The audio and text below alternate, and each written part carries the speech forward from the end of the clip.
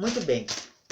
Eu vou ficar hoje aqui com as minhas anotações, porque eu vou precisar delas uma vez que, com essa terceira parte da nossa leitura aqui de Fausto, se delinearam muito melhor os dois polos a partir dos quais se organiza esta obra aqui do Goethe. Então, por um lado, nós temos um polo trágico, no qual se sobressai a figura da Margarida como uma representante daquele tema da mocinha marginalizada, infanticida, que se apaixona pelo rapaz e por conta dessa paixão acaba sendo estigmatizada socialmente. E este era um tema muito caro ao movimento ali do Sturm und Drang, né, da tempestade em ímpeto, ao qual o Goethe acabou se associando em vários momentos, ainda que de maneira muito relutante. Não é? Eu acho que eu já falei para vocês aqui em algum momento, caso não tenha falado, estou falando agora, mas o Goethe ele sempre manteve essa relação muito ambivalente, muito ambígua com os românticos, uma vez que ele era muito reticente no que diz respeito a uma aproximação, a uma filiação imediata entre a sua obra e aquelas que eram associadas de maneira mais fácil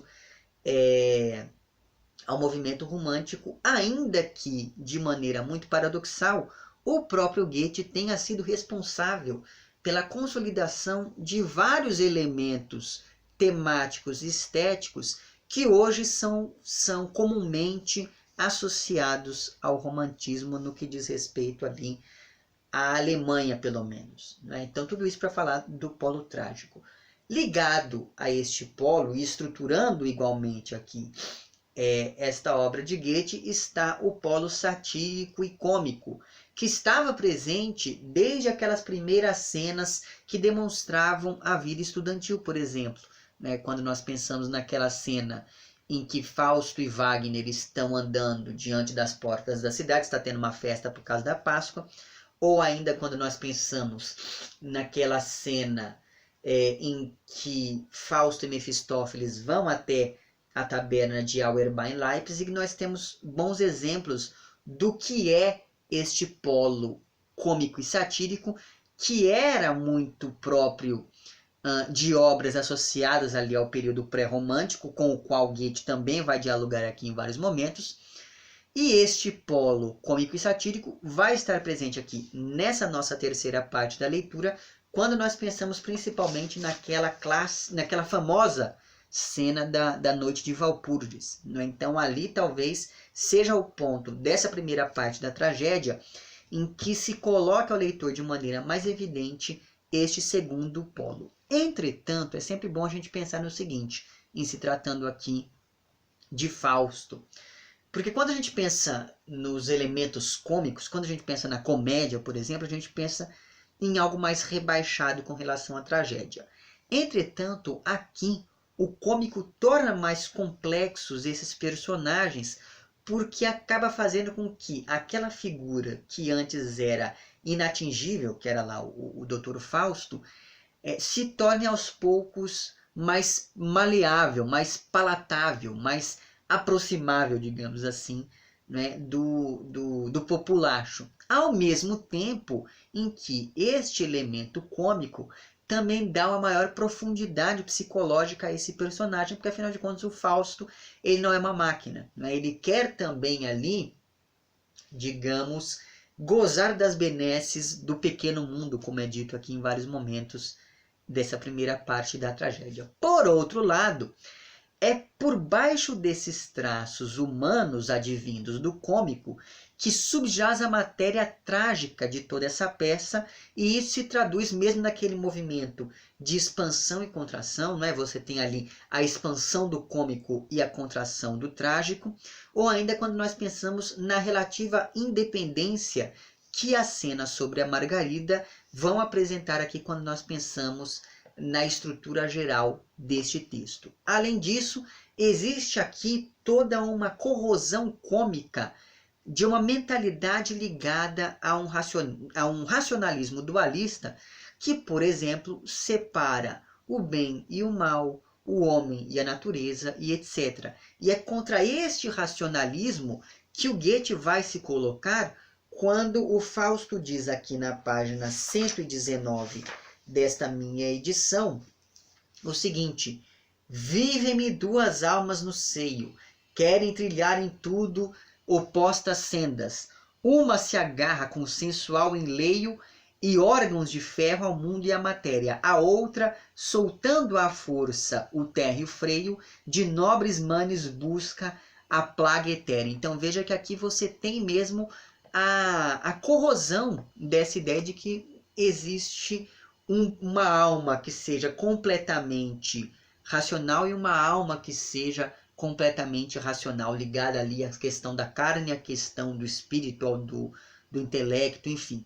O que o Goethe faz aqui, então, é misturar esses conceitos, aqui, não apenas neste trecho específico, mas de uma maneira geral, e isso vai estar muito presente quando nós pensamos novamente lá na Noite de Walpurgis. O que o Goethe faz aqui, então, é misturar esses conceitos de bem e mal, é relativizar este racionalismo dualista. E é justamente por conta disso que aqui nós não temos, por exemplo, um herói que não tenha o seu lado sombrio, e nem tampouco nós tenhamos aqui um vilão que não tenha lá alguns aspectos divinos ou luminosos, enfim. Tanto é assim que o Mefistófeles ele vai se apresentar aqui ao Fausto dizendo: eu sou parte da energia que o mal sempre busca e o bem sempre cria. Então perceba que essas contradições inerentes lá ao personagem do Mefistófeles, contradições essas sobre as quais eu já falei com mais vagar no primeiro vídeo de discussão sobre essa primeira parte da tragédia, essa dicotomia, não é, que vai sendo aos poucos relativizada, todas essas contradições vão estar presentes aqui com mais força quando nós pensamos nessa terceira parte da nossa leitura. E é exatamente por conta disso que em Fausto, sobretudo quando nós pensamos lá no prólogo no céu e neste seu contraponto que é a Noite de Walpurgis, a escatologia envolvida no conflito entre o bem e o mal e seus respectivos representantes vai se estruturar pela medida do ser humano. Parêntese. Quando eu estou me referindo à escatologia, eu não estou falando de algo que é relacionado aos excrementos, ao sangue, ou coisa do tipo. Eu estou falando naquela corrente teológica que se refere mesmo àquela questão do fim do mundo, etc. e tal. Mas enfim. Então, esses elementos ligados a uma escatologia cristã, não é? Que é aquela luta de Deus contra o diabo, blá blá blá, ele vai partir do elemento humano que será aqui o nosso amigo Fausto. Tanto é assim que lá no prólogo no céu, Deus e o diabo estão conversando sobre o Fausto, percebe? Então, o que o Goethe vai fazer aqui é humanizar aquilo que é demoníaco e divino, ao mesmo tempo em que aproxima esses dois polos opostos, porque se o diabo é uma criação divina, ele deve ter ali algum aspecto positivo, o que nos faz pensar que se Deus pode criar o mal, ele também deve ter ali algum aspecto negativo, e tudo isso, novamente, vai estar presente aqui, sobretudo quando nós pensamos no desfecho da Margarida e quando nós pensamos mais ainda na Noite de Walpurgis. E é por conta disso que a representação de Deus, ou de seu contraponto, que será aqui o Mefistófeles, vai ser extremamente contraditória, porque as ações desses dois personagens são subordinadas às ações do homem, às ações do Fausto, não é? E tanto o mal quanto o bem estão intrinsecamente ligados à liberdade e às ações humanas. E isso vai ser uma coisa muito interessante. E é justamente por conta disso, por exemplo, que a figura do demônio não aparece lá na Noite de Walpurgis, não é? Ainda que nessa minha edição aqui nós tenhamos um apêndice que mostre uma cena onde o diabo aparece de maneira mais evidente. Então veja aqui, eu não sei se você se lembra, mas em um vídeo aí para trás eu salientei a importância de nós pensarmos em Mefistófeles como um espírito que nega. Pois bem, ao contrário, mas a gente tem que pensar aqui, a partir da nossa leitura dessa terceira parte aqui deste livro, nós temos que pensar que o contrário desta negação não é a presença de Deus, mas a ação do próprio Fausto. O mesmo Fausto que traduziu lá o começo do Evangelho de João como no princípio era a ação e não o princípio era o verbo. Tudo isso que se vinha esboçando desde a nossa primeira conversa acaba ganhando ainda mais relevo nessa terceira parte aqui, né, deste livro sobre a qual nós trataremos neste vídeo de hoje.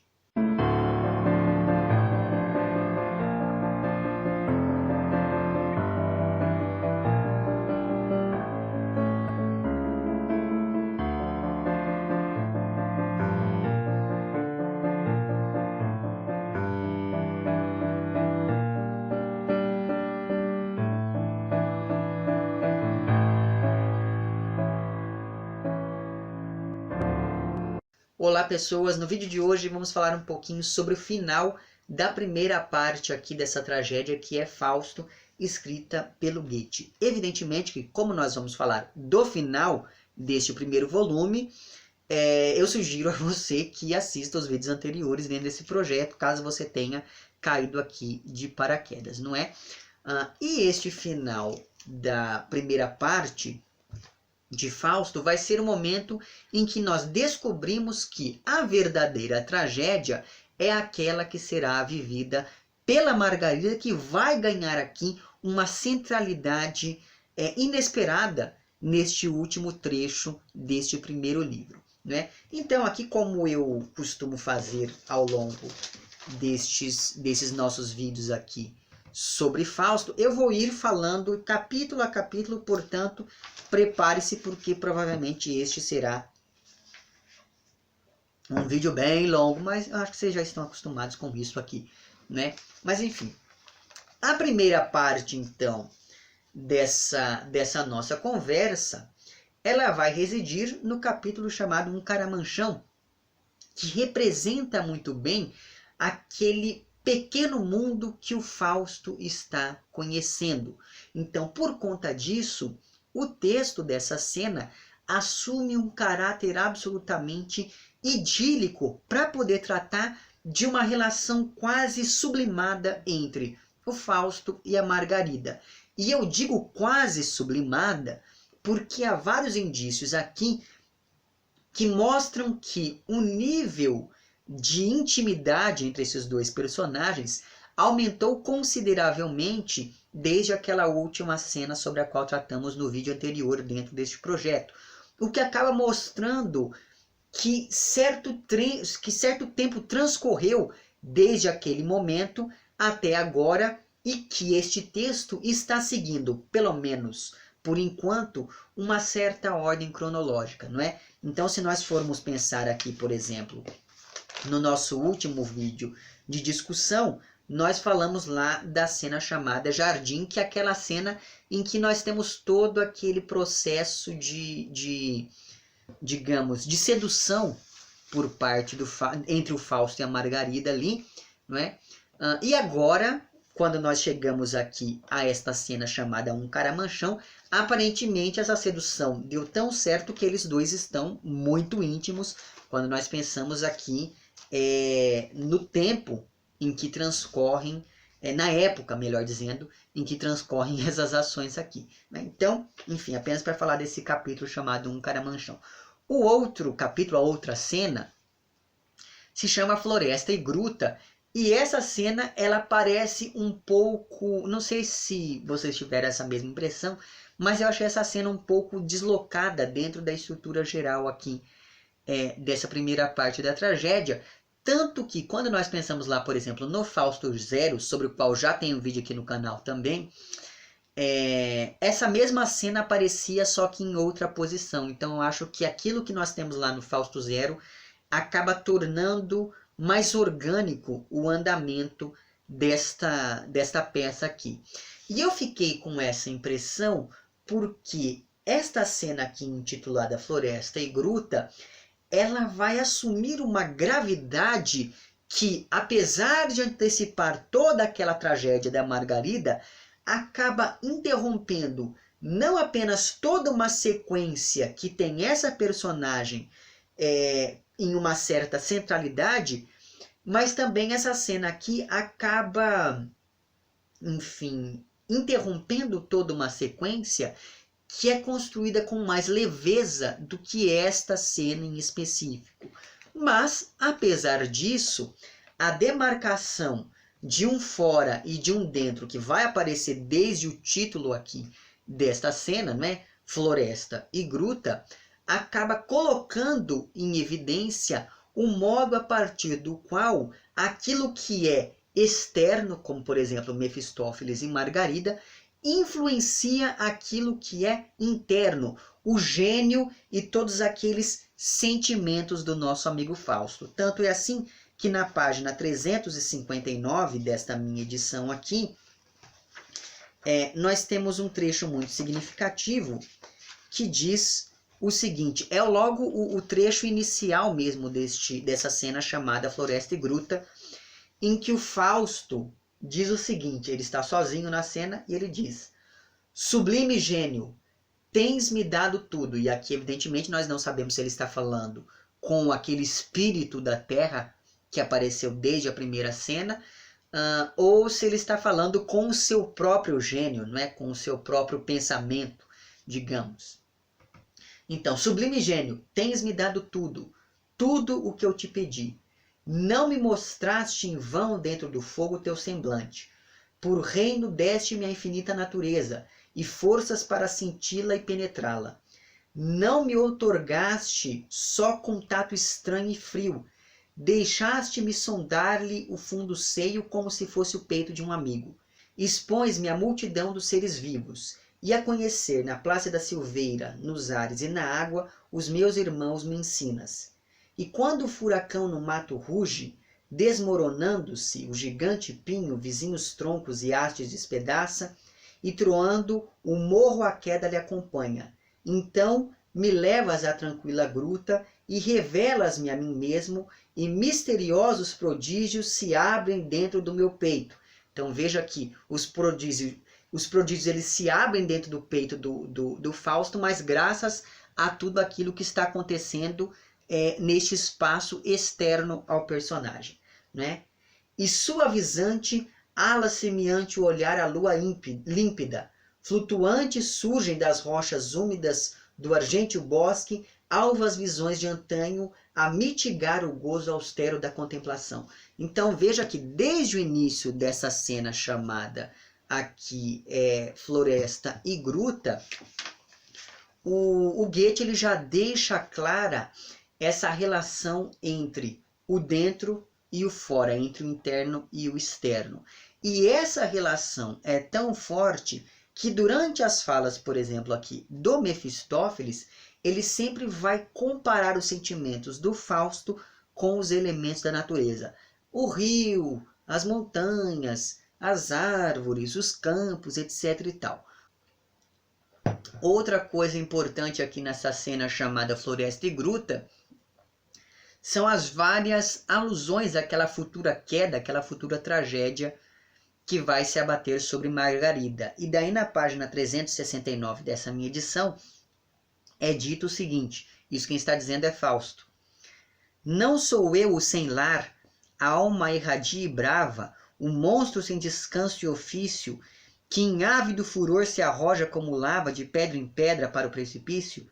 E de lado ela, Margarida, com os sentidos infantis, na humilde choça sobre o prado alpino, a atuar doméstica e feliz no âmbito do seu mundo pequenino. Então veja que este daqui é um trecho curioso, porque ele mostra muito bem o contraste entre a construção idílica e sublimada do amor por parte da Margarida e aquela construção erótica da moça por parte do Fausto, o que lembra muito bem aquele trecho lá das duas almas que habitam no peito, blá blá blá blá blá blá. Muito bem, então, por mais que eu ache que esta cena aqui da floresta e da gruta atrapalhe um pouco o andamento da peça como um todo, eu acho que ao mesmo tempo é uma cena significativa por conta desses vários fatores que eu fui mencionando aqui. Aí vocês me digam lá embaixo se vocês tiveram essa mesma impressão que eu.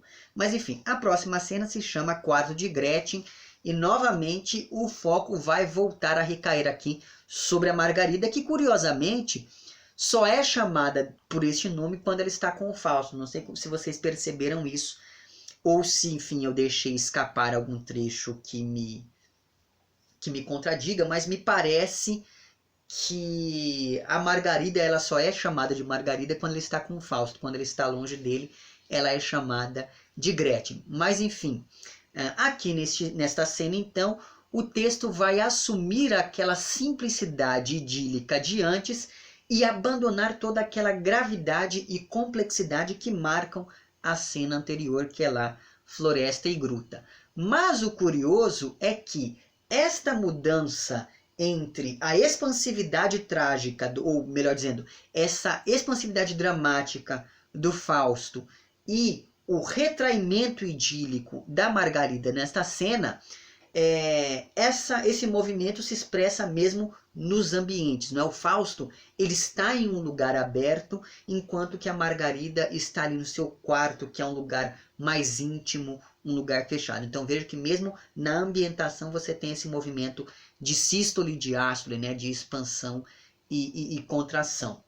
Em linhas gerais, essa é uma cena muito interessante, principalmente porque, primeiro, ela acaba confirmando aquele amor sublimado que a Margarida nutre pelo Fausto. E, em segundo lugar, essa cena é muito interessante porque ela se parece muito com uma cantiga de amigo lá que nós temos, por exemplo, no trovadorismo, né? Não sei se vocês perceberam isso, mas aqui nós temos toda aquela simplicidade, o refrão, a interlocução com este amigo, etc. Então, conforme eu fui lendo essa cena, eu me lembrei bastante desse tipo de texto ligado lá à literatura portuguesa, enfim. A próxima cena se chama Jardim de Marta e evidentemente que existe aqui toda uma referência, novamente, ao Jardim do Éden. E é por conta disso que se observa aqui o entrelaçamento da temática amorosa que estava presente nas cenas anteriores, a temática religiosa que estará presente nas cenas subsequentes. E esse entrelaçamento entre essas duas temáticas acontece a partir do momento em que a Margarida pergunta ao Fausto o que ele acha da religião, se ele acredita em Deus, por que ele não vai à igreja e esse tipo de coisa. E é ainda nesta cena que a Margarida acaba dizendo que ela detesta o Mefistófeles, e ainda é nessa cena que o Fausto acaba fazendo uma descrição quase panteísta de Deus, que seria então este ser absolutamente inefável, ubíquo, espalhado em todas as direções, em todos os elementos da natureza e etc e tal, não é? A cena sequente, que é uma cena bem curta na verdade, se chama Na Fonte. O foco ele continua ali em Margarida e esta é uma cena importante porque ela já vai em vários aspectos profetizar aquela marginalização social pela qual essa personagem vai passar no futuro. Porque aqui a Margarida ela vai conversar ali com uma conhecida sua sobre uma moça do vilarejo chamada Bárbara, que está grávida apesar de não ser casada e por conta disso ela ficou mal falada na região, aquela coisa toda que nós sabemos que existe até os dias de hoje, infelizmente, não é? Então é uma cena muito, apesar de curta, é uma cena interessante por conta desse seu caráter quase que profético quando nós pensamos no destino da Margarida.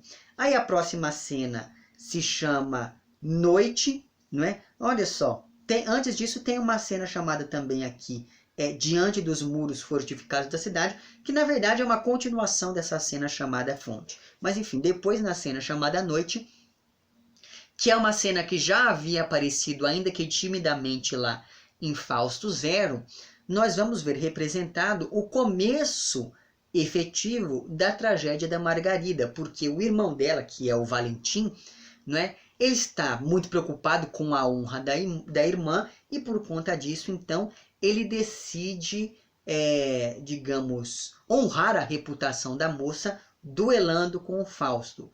O problema é que no meio desta briga, o Valentim, e parêntese, esse daqui para mim é um exemplo de como que o cômico acaba dando vazão ao trágico, porque a descrição que é feita aqui desse duelo é muito engraçada, né? O cara ali com a espada tentando matar o Fausto, enquanto o Mefistófeles fica, desvia, vai pra direita, vai pra esquerda, vai lá, agora é sua hora, não sei o quê. Então assim, isso pra mim foi um momento que eu acabei rindo, mas aí depois o Valentim acaba morrendo.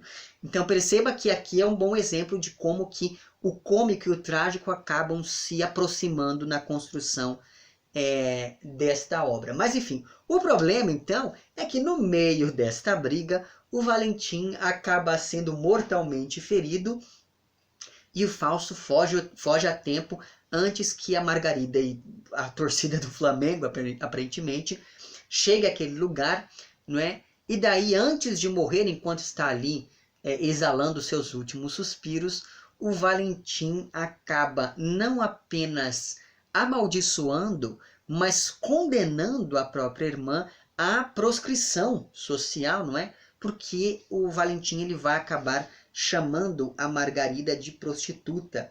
E daí aqui nas páginas 419 e 421 dessa minha edição, a Margarida ela chega na rua ali, não é? Vê a situação do irmão e ela fala que, meu Deus do céu, etc. E daí o Valentim diz, deixa o Senhor por fora disto. O que está feito, feito está. E assim como puder irá. Com um meteste-te em segredo, hão de seguir mais outros, cedo. E tendo-te 10 à vontade, ter-te-á também toda a cidade. Ou seja, agora que você deitou com um, você vai deitar com 2. Depois que você deitou com 2, você vai deitar com 10. E quem deita com 10, deita com a cidade inteira. Não é? Então veja que esse é um momento muito forte, não é?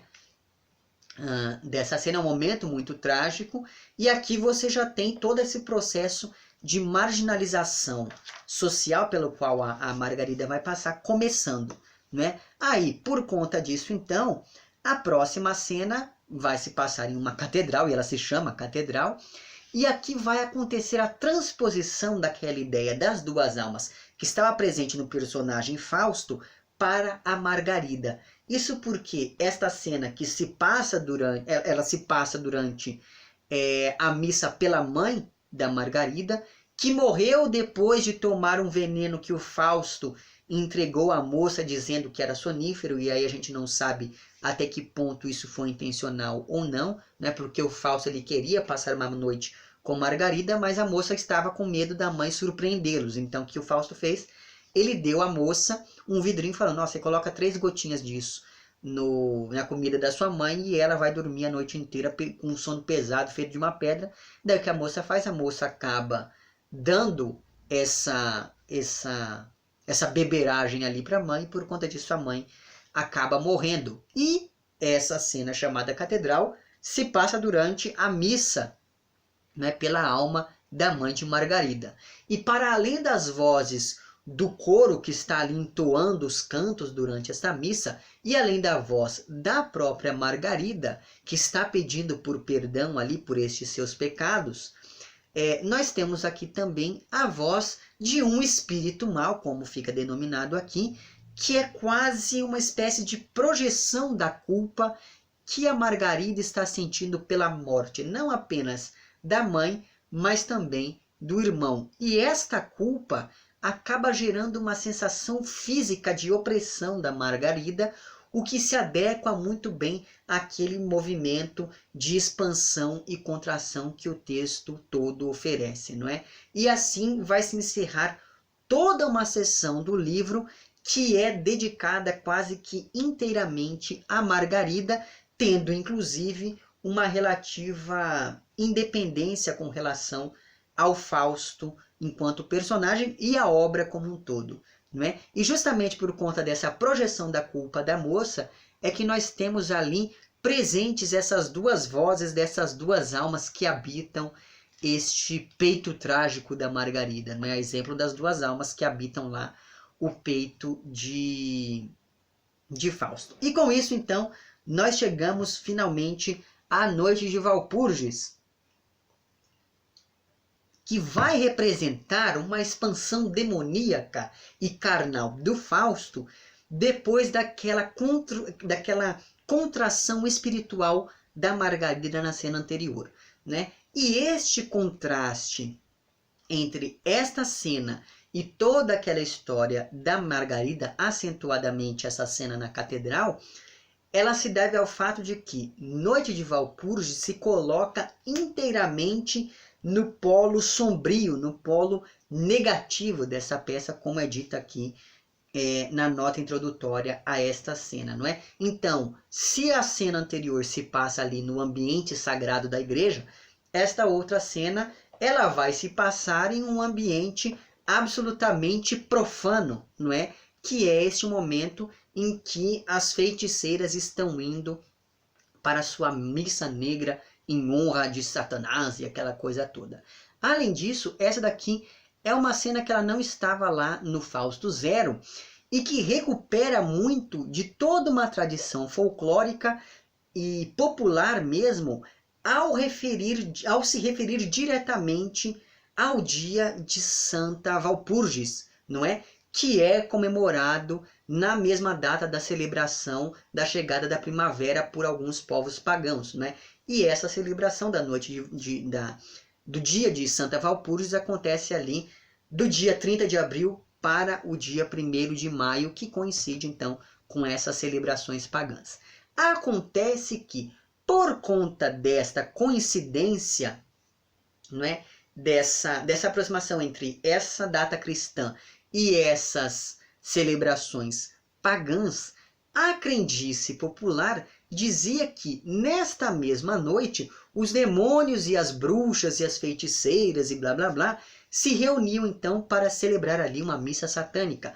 Portanto, nós temos aqui uma série de elementos de diferentes mitologias pagãs associados ao elemento cristão quando nós pensamos nessa mentalidade que o Fausto demonstra aqui. Por conta, então, dessa duplicidade associada a esta data, essa cena intitulada Noite de Walpurgis acaba ganhando uma profusão de imagens que torna tudo meio caótico, meio confuso, além, evidentemente, de que essa cena aqui ela é descrita com tons cada vez mais oníricos e delirantes e com um forte teor sexual em vários momentos, né? E é justamente por conta disso, então, que esta cena ela é estruturada de modo a lembrar muito de uma procissão que se encaminha, não é, para uma espécie mesmo de missa negra, de missa satânica, o que faz dessa uma cena tematicamente oposta àquela lá do Prólogo no Céu, ainda que aqui nós não tenhamos uma figura que centralize essa ideia de mal, que vai se subordinar ali, digamos, à percepção humana do que seja o bem e o mal, né? Vamos nos lembrar aqui, enquanto lá no Prólogo no Céu nós temos a figura de Deus, aqui nós não temos a figura do diabo, porque, como eu acabei de dizer, então, essa ideia do que seja o mal, ela não pode ser representada de maneira unívoca, porque o mal e o bem também são vistos aqui a partir da percepção que o Fausto tem dessas duas esferas da realidade. E é por conta disso que o Mefistófeles, por exemplo, sempre vai aparecer junto com outras pessoas. Eu não me lembro de nenhuma cena em que o Mefistófeles apareça sozinho, né? Porque, afinal de contas, ele, como representante do mal, sempre tem que estar associado ao elemento humano. Pois bem, a cena Noite de Walpurgis começa com o Fausto e com o Mefistófeles subindo a montanha mais alta de uma região ali da Alemanha. O que me lembrou muito do que nós temos lá, por exemplo, na Montanha Mágica. E de uma maneira absolutamente profana, não é? O início dessa cena com o Fausto e o Mefistófeles subindo a montanha me lembrou, por exemplo, de vários trechos da Bíblia, como, por exemplo, o Sermão da Montanha ou ainda lá a subida de Abraão e Isaque no monte para o sacrifício, como nós temos em Gênesis. Não é? Então veja que aqui o Goethe ele estabelece esse diálogo profano com várias passagens da Bíblia. Inclusive, esta é uma cena cheia de referências bíblicas, sobretudo ao Cântico dos Cânticos, por causa de toda aquela questão sexual que eu já mencionei aqui. E uma coisa que eu comentei lá naqueles meus vídeos sobre a montanha mágica é que a imagem da montanha ela representa toda essa ideia de uma separação entre duas esferas independentes da realidade, o mundo acima da montanha e o mundo abaixo da montanha, não é? E isso vai estar posto aqui também porque esta realidade que aparece durante esta noite de Walpurgis, ela é completamente diferente daquela realidade que se vinha desenhando, né, nas cenas anteriores, com exceção de um momento ou outro, como por exemplo aquele em que Fausto e Wagner estão andando diante do portão da cidade, aquela coisa toda. Então veja que, mesmo que de maneira indireta, essa cena ela já vinha aparecendo em outros momentos de forma diluída ao longo de toda essa peça. Pois bem, entre uma e outra conversa com seres mitológicos ali, ou então com senhores que representam aquele velho mundo, e o Mefistófeles vai falar como eles, quando vai falar com eles, é uma coisa muito interessante, como ele acaba pegando os trejeitos desses interlocutores, não é? Entre uma coisa e outra, então, o Fausto acaba se encontrando ali com a Lilith, que é a primeira mulher do Adão, segundo a crendice popular, e acaba dançando com uma bruxa. E enquanto ele está ali na farra, o nosso amigo Fausto vê de relance uma moça que se parece muito com a Margarida. E ele só não participa de toda aquela orgia que está acontecendo ali, porque ele é salvo por essa visão quase que espectral que ele tem dessa moça por quem ele tanto se apaixonou, enfim, não é? Muito bem, estava eu aqui falando o que aconteceu, acabou a bateria, mas não tem problema, já resolvemos isso. A última coisa que eu estava dizendo a vocês aqui sobre essa questão toda dessa cena da noite de Walpurgis é que depois do avistamento dessa aparição espectral ali da Margarida pelo Fausto, nós percebemos que foi graças a isso então que ele não se entregou de fato aos prazeres ali da noite de Walpurgis. Portanto, nós temos aqui claramente uma ligação da Margarida a uma esfera sublimada e espiritual, em oposição ao modo como as bruxas se ligavam aqui ao campo da carne, do pecado e do sexo. E é claro que essa oposição entre a Margarida e as bruxas lembra muito de toda aquela ideia das duas almas que habitam o mesmo peito e blá blá blá. E esta festa ela parece ser muito bem o momento onde esta dualidade se manifesta de maneira mais explícita. Graças a essas oposições, então, entre a carne e o espírito, entre o cristianismo e o paganismo, entre a Margarida e as bruxas e etc., a gente percebe muito bem esses vários dualismos se acentuando e se interpenetrando aqui ao longo de toda esta cena. Então veja que a aparição da Margarida aqui é algo absolutamente anticlimático diante daquela verdadeira festa da celebração da carne, né? Diante de toda aquela pujança do pecado, digamos. Só que essa aparição aqui, ela é importante porque ela já anuncia a tragédia da Margarida. Quando Mefistófeles compara ela com a Medusa, que foi decapitada lá pelo Perseu na mitologia, né? E quando o Fausto vê que a Margarida está com uma linha vermelha no pescoço, afiada com uma faca, como ele diz aqui em algum momento, né? Então veja que são dois momentos que de certo modo já mostram ao leitor um pouquinho do que espera a Margarida em sua tragédia. Muito bem, depois desse final absolutamente anticlimático da Noite de Walpurgis, nós temos uma espécie de continuação dessa mesma cena chamada Sonho da Noite de Walpurgis ou As Bodas de Ouro de Oberon e Titânia. E essa é uma cena que, tanto no título quanto na estrutura, estabelece um diálogo intertextual evidente com o sonho de uma noite de verão.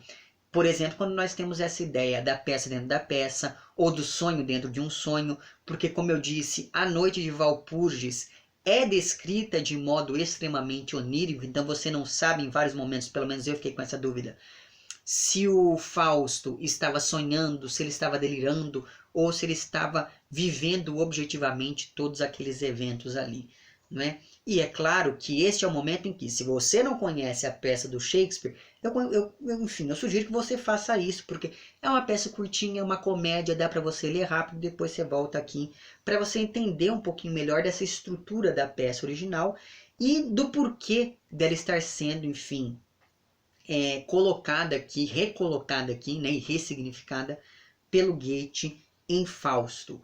Mais do que isso, essa cena aqui do sonho da noite de Walpurgis recupera também todo aquele feito conseguido pela sequência entre prólogo no teatro e prólogo no céu, ao nos mostrar que todos esses eventos aqui partem da esfera da representação, o que se aproxima muito de todo aquele idealismo estético que marca o classicismo alemão, com o qual Goethe flertaria em vários momentos, em maior ou menor grau.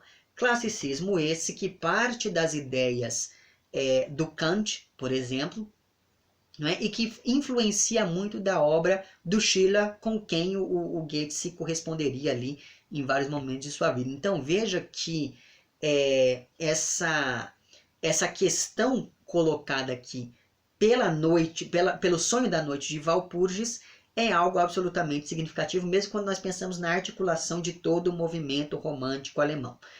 Além disso, aqui se potencializa algo que já estava presente lá na Noite de Walpurgis e que se liga àquele polo do cômico e do satírico, porque em ambas as cenas o Goethe vai construir toda uma sátira dos seus desafetos. E o momento em que isso chega ao seu ápice aqui no Sonho da Noite de Walpurgis é quando surgem 5 sujeitos durante esta peça dentro da peça. Então você tem ali, por exemplo, o sujeito que é um dogmático e que pensa que toda essa representação e que todo esse sonho são, na verdade, a realidade. Você tem ali também o idealista que acha que tudo isso aqui é uma projeção da sua própria individualidade. Você tem ali o realista que coloca a realidade objetiva em xeque diante de tudo aquilo que ele vê. Você tem ali o supernaturalista que confirma a sua crença no sobrenatural a partir de todos aqueles eventos. E você tem, por fim, o cético que desacredita de todas aquelas coisas que estão se passando ali. Então veja que são 5 figuras que representam posturas filosóficas não apenas opostas, mas em alguns casos até excludentes, o que mais uma vez recupera aquele trecho sobre as duas almas, além evidentemente de estabelecer uma série de sátiras que o Goethe fez aqui às pessoas com as quais ele não se dava muito bem, digamos, né? E é claro que, eu não sei se na edição lá da Martin Claret isso aparece, mas aqui nessa edição da 34 você tem uma série de notas que explicam essas possíveis figuras com as quais o Goethe está dialogando aqui de maneira irônica ao longo da Noite de Walpurgis e desse sonho da Noite de Walpurgis. Pois bem, depois dessa sequência demoníaca aqui, nós temos uma cena chamada Dia Sombrio, Campo, que vai recuperar aquela natureza, toda aquela narrativa de antes da Noite de Walpurgis, ao recolocar em cena a tragédia de Margarida, o que faz com que nós pensemos que a Noite de Walpurgis provavelmente aconteceu simultaneamente a essas outras cenas que estão emoldurando este momento do ápice demoníaco do texto, não é? Então, é quase como se, enquanto a Margarida estivesse lá, por exemplo, na catedral, o Fausto estivesse subindo a montanha junto com Mefistófeles e etc. Parece que existe uma certa simultaneidade aqui entre essas várias cenas. Outra coisa sobre esta cena chamada Dia Sombrio Campo é que ela já havia aparecido lá em Fausto Zero, só que ela aparece aqui escrita em prosa, o que aumenta muito a carga dramática desse diálogo entre Mefistófeles e Fausto. Então, conforme eu fui lendo essa cena, não sei se isso aconteceu com vocês também, mas eu me lembrei muito do cinema expressionista alemão, né, que ganhou muita força ao longo dos anos de 1920, 1930 ali. Na verdade, começando, ou pelo menos ganhando força em 1919, acho, com o gabinete do Dr. Caligari, indo até, com certa relevância, até 1927, com aquele outro filme muito bom chamado Metrópolis. Então, conforme eu fui lendo essa cena, eu imaginei assim, atores ligados ao movimento do expressionismo, né, do cinema alemão, conforme eu fui lendo aqui esse diálogo entre Mefistófeles e Fausto. E isso acabou acontecendo principalmente pelo fato de estar em prosa toda essa cena aqui. Mas, voltando ao nosso amigo Fausto, que curiosamente também virou filme Nas Mãos lá do Murnau, em 1926, que é outro diretor relacionado ao expressionismo no cinema, né? O nosso colega aqui, ele vai ficar a par de toda aquela tragédia que se abateu sobre a Margarida e se vê em um impasse, porque ele quer ajudar a moça, só que ele não pode voltar à cidade uma vez que está foragido desde que matou o Valentim. E além disso, o Fausto ainda acaba jogando para o Mefistófeles toda a sua culpa, dizendo que foi ele quem levou a moça para toda aquela desgraça. Ou seja, o Fausto, na verdade, é um crápula, né? Porque o cara acaba com a vida da moça e ainda joga a culpa no coitado do Mefistófeles, que estava ali ainda alertando ele, falando, olha, veja bem o que você está fazendo, que você não está sendo muito prudente. Mas enfim, então depois desta cena que me fez lembrar lá do cinema alemão, nós chegamos a uma cena que talvez tenha sido a menor de toda a obra até agora, chamada Noite, Campo Aberto, né, que mostra ali apenas o Fausto e o Mefistófeles cavalgando feito doidos para conseguirem chegar a tempo à cidade antes de, enfim, a tempo de evitar a execução da Margarida em praça pública. E no meio do caminho, eles acabam se deparando com o lugar onde a moça será executada, e essa cena me lembrou bastante daquela de Macbeth, em que nós temos as três bruxas aparecendo ali. E daí, conforme eu fui lendo aqui as notas dessa minha edição, eu percebi que essa interpretação, né, intertextual entre este texto e aquele de Shakespeare é algo muito frequente. Mas enfim, então depois dessa cena muito breve, nós chegamos finalmente à última dessa primeira parte, chamada Cárcere. E esta é, sem dúvida nenhuma, a cena mais trágica dentre todas as cenas dessa primeira parte aqui, comprovando então que essa é uma tragédia da Margarida e não do Fausto, pelo menos por enquanto.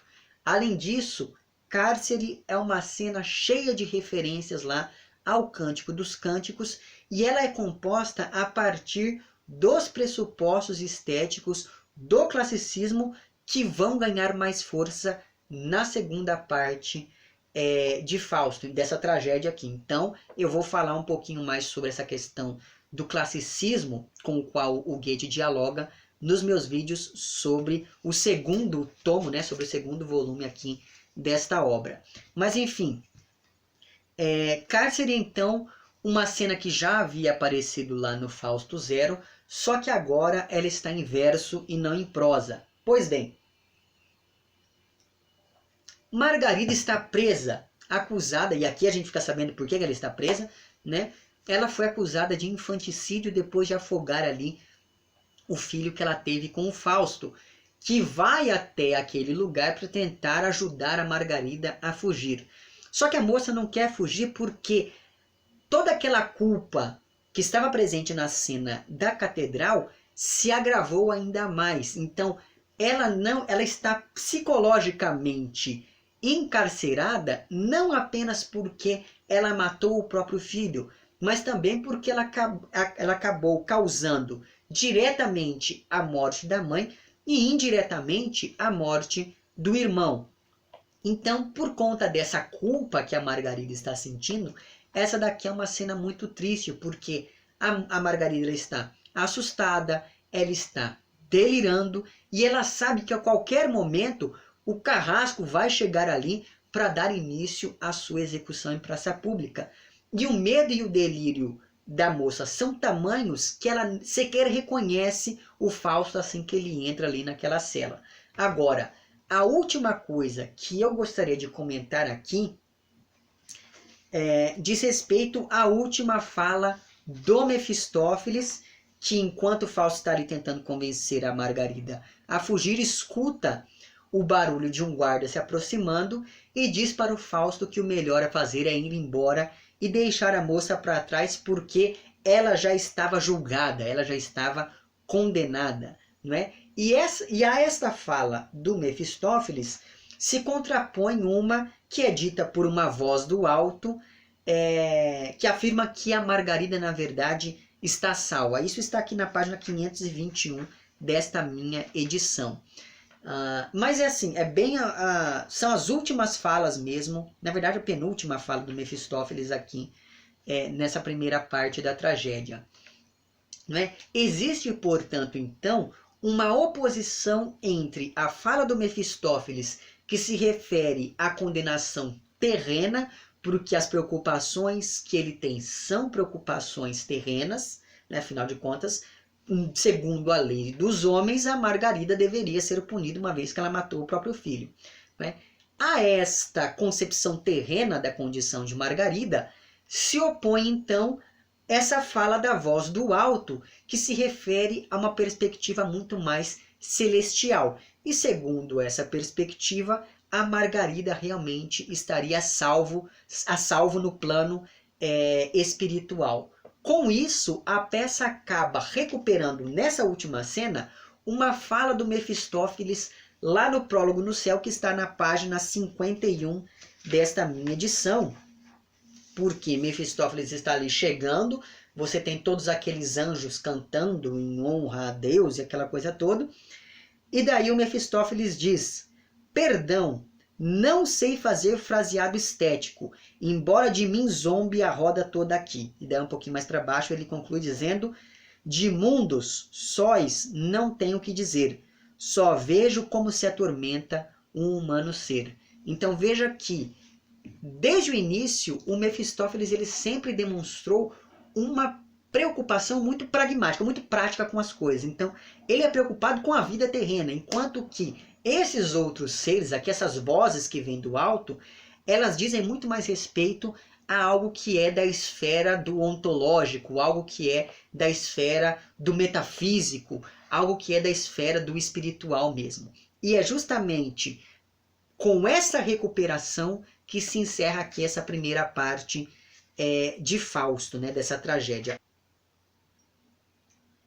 Muito bem, para além disso tudo, nessa minha edição aqui, que é publicada pela Editora 34, nós temos também um apêndice que é composto por 3 cenas que foram censuradas pelo próprio Goethe, e daí aqui você tem um texto que, enfim, levanta algumas hipóteses do porquê dessa censura. Ou ele censurou com medo de chocar muito o público, porque realmente são cenas chocantes, levando-se em consideração que é um texto que foi publicado em 1808, né? Mas o Goethe também acabou fazendo essa censura, segundo uma hipótese aqui levantada, porque essas 3 cenas, elas acabam personificando o mal, o que é algo que vai de maneira contrária a toda aquela ideia de que o mal aqui ele deve ser visto a partir do olhar humano, não é? A partir das ações do próprio Fausto.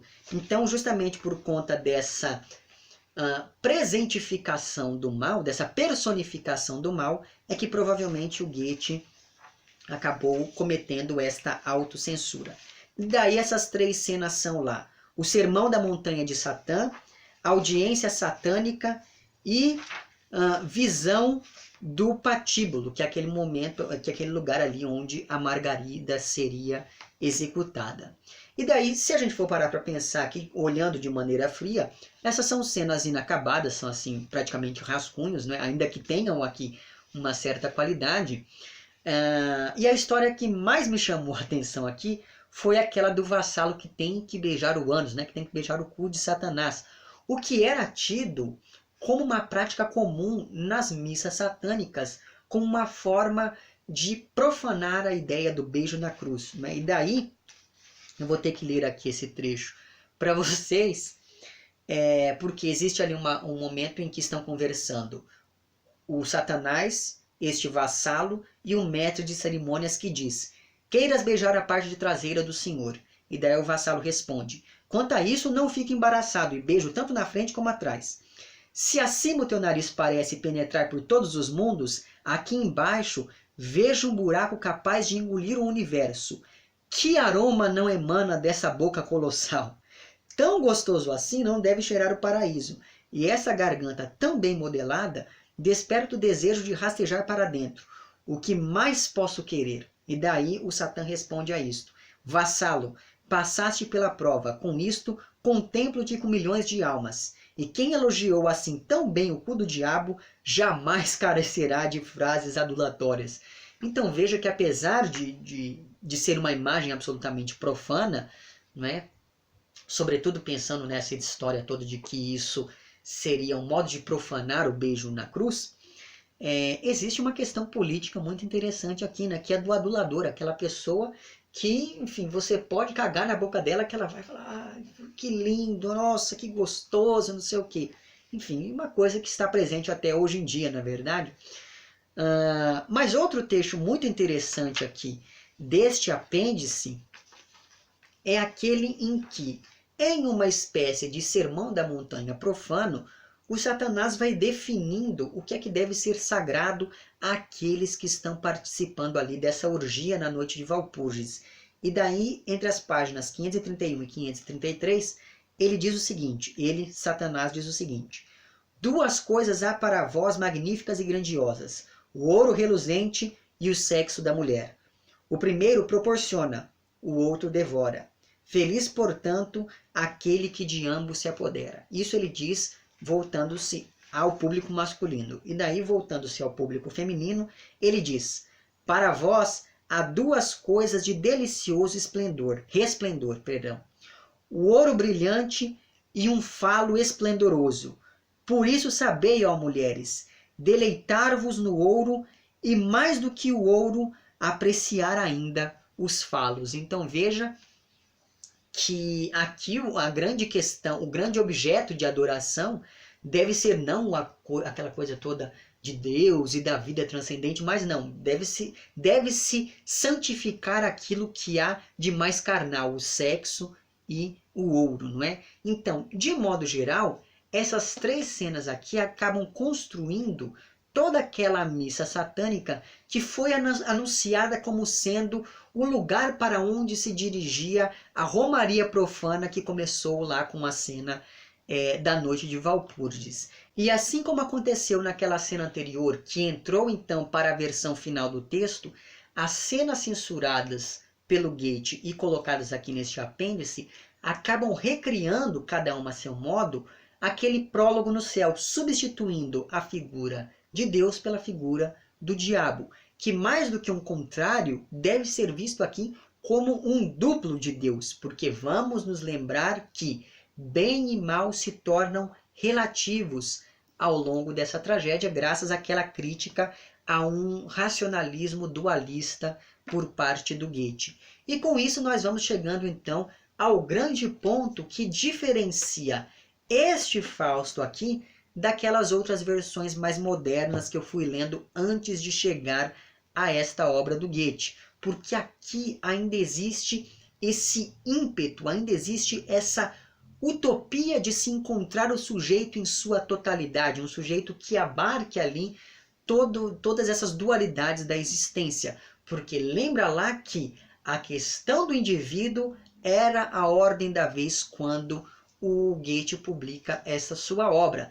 Tanto é assim que o próprio Goethe lançou anos antes, em 1795, os anos de aprendizagem de Wilhelm Meister. Como eu disse, acho que no meu primeiro vídeo sobre este livro aqui, não é? Então, se aqui, nesta obra do Goethe, nós acompanhamos a consolidação deste indivíduo por meio de um passeio pelo pequeno mundo dos sentimentos, e daí é que advém toda a tragédia da Margarida, na segunda parte de Fausto, o que nós vamos acompanhar então é essa tensão entre o indivíduo e o grande mundo, o mundo da razão, o mundo da história, o mundo da ciência, o mundo da mitologia, o mundo da filosofia e etc e tal, certo? E é justamente graças a essas tensões entre o indivíduo e o pequeno e o grande mundos que você tem a construção plena deste sujeito, né? Que é algo que seria impossível, por exemplo, lá no meu Fausto do Paul Valéry, que já tem vídeo aqui no canal, né? Lá você tem um sujeito que se reconhece como fragmentado e como um sujeito que não tem mais espaço diante daquela modernidade que estava chegando ao seu fim, aquela ideia de modernidade que começa aqui e termina lá com obras como o já citado Meu Fausto. Então veja que talvez seja nisso que resida a grande diferença entre essa versão aqui e as outras que cada uma a seu modo recuperam este texto. E isso vai ficar evidente, por exemplo, lá no primeiro Fausto, não é? Que é um longo poema dramático do Fernando Pessoa, para o qual ainda há de ter vídeo aqui no canal. Inclusive o livro está até aqui separadinho, porque eu só preciso de tempo para gravar esse vídeo. Mas enfim, então veja que me parece que a grande questão seja mesmo essa, e isso acaba de certo, essa minha percepção acaba de certo modo justificando o motivo de eu haver lido algumas outras obras antes de chegar aqui, porque assim eu consigo enxergar melhor aquilo que é próprio deste livro em específico, o que, enfim, acredito eu, tenha sido melhor para a leitura, certo? Eu não sei, eu estou olhando aqui agora as minhas anotações, eu não me lembro se eu me esqueci de comentar alguma coisa de muito relevante.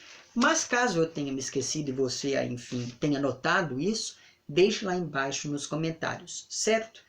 É isso então, vemo-nos em breve para falar um pouquinho sobre o segundo volume, né, com a segunda parte aqui de Fausto, essa tragédia.